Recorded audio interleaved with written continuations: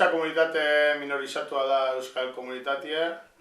Euskal Herrian bizi garen 3 milioi pertsonatik laurdenak baino ez dugu euskara ezagutzen.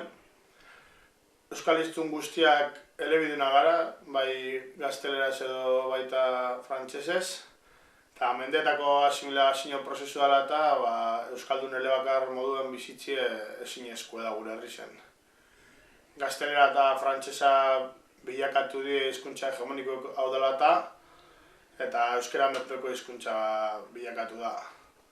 Horregatik, euskarak betetzen zauzen funtzio guztiek, erdarek betetzen dabiez eta bigarren mailako herritarra bihurtu gara euskalduna gure herrisen.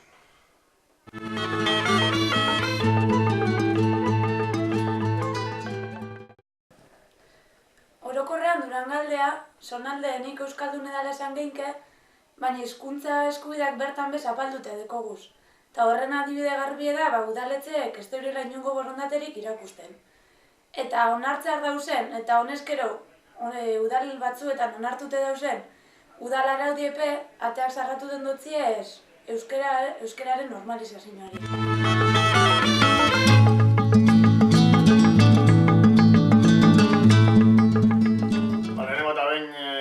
Asimilazio prozesuek gugan opinioan eragin onartu biogu. Eguneroko hizkuntza praktikan sumisuek bilakatu gara euskaldunok. Da hau dela eta praktika burujain aldeko auto indartu biogu. Ezin da nahi zen da 8 pertsonako talde baten, batek euskaraz ez dagoelako egiten, beti danok erderaz bizitzie. Horretako autoestima berreskuratu biogu. Euskaldunei izetien arrotasuna berreskuratu biogu. Eta horretako ezinbestekoa norbanakoen determinazioa, baina ahaztu barik dimentsio kolektibua. Eta horregatik euskal komunitateek egin behar dago euskaraz bizitzen alde egunero. Horretaz aparte, euskarak lehentasunezko estatuse behar du Euskal Herri osoan.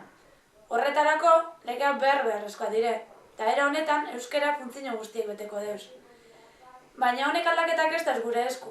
Espainiar eta Frantziar konstituzioak traba baina ez terez ipinten. Eta hori dela eta bizi dugun egoeran ino espaino gehiago, Euskal Herriek buru jabetza behar dugu. Hau dela eta, otsaiak 12an euskarazek antolatu duen nazio manifestazioa gonbidatzen zaituegu, eskualdetik autobusa egongo da, bai Durangotik eta baita ere Zornotzatik.